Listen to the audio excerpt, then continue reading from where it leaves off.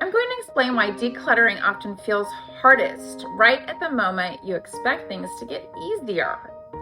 If you start preparing to sell and suddenly feel more resistance instead of relief, that doesn't mean you're doing it wrong. It usually means something important is shifting. Before this sounds like only a real estate issue, think about a bad habit you've tried to break. Not the one you joke about, the one you know is costing you. Most people think stopping a bad habit is about willpower, but it isn't. The real challenge is that your brain has already mapped that habit as the default and is clinging on for dear life. Neuroscience shows that habits live in established neural networks. Those pathways are efficient because they've been reinforced over time. When you try to stop a bad habit, your brain initially fights the challenge. Not because the change is wrong, but because the existing network already exists. The discomfort people feel at the beginning isn't failure. It's the old pathway trying to stay dominant. Change doesn't happen automatically. It requires intentionally building a new pathway that offers a better reward.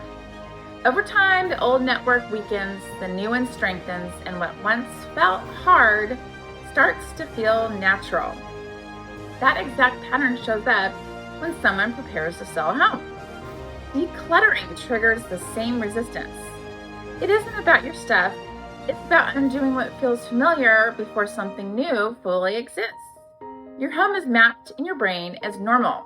Every room, drawer, closet, and object reinforces that network. Letting go feels hard because it requires rewiring something familiar. The high success rate for decluttering, just like breaking a bad habit, isn't forcing things out. It's replacing the focus with something better. The brain responds far more strongly to moving toward a reward than moving away from discomfort. That's why change works when people visualize what comes next, emotionally step into a future version of themselves. Focus on what they gain, not on what they lose. Decluttering feels overwhelming when sellers focus only on what they're removing, their belongings, memories, and routines. But when the focus shifts to what comes next, resistance loosens. A new home, a better layout, a better lifestyle. When decluttering feels clear, listings feel easier. Once sellers move through the initial resistance, something changes. Decisions come faster. Confidence replaces hesitation. The goal isn't perfection. The goal is reaching the moment where things feel lighter instead of harder. That's when preparation turns into momentum. Many sellers get stuck when the next home hasn't been found yet. They believe they can't fully let go until they know exactly where they're going. But the brain doesn't need an address.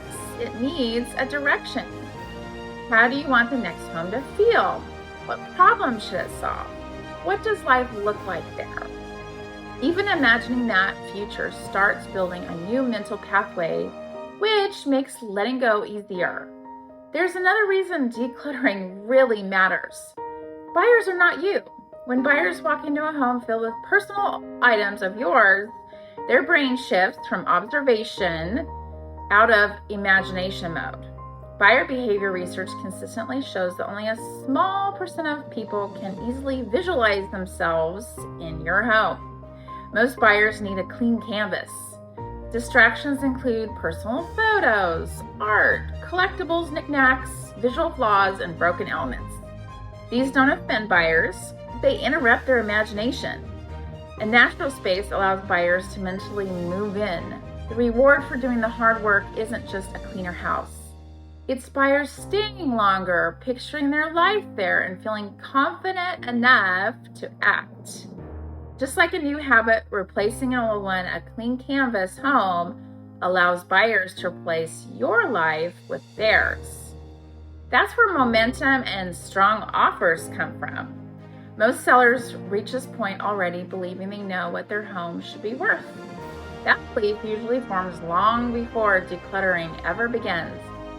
In the next video, I'll explain why that number feels so solid, why it makes sense, and how getting it wrong can quietly work against the momentum you've built, often turning a strong start into unnecessary friction and missed opportunity.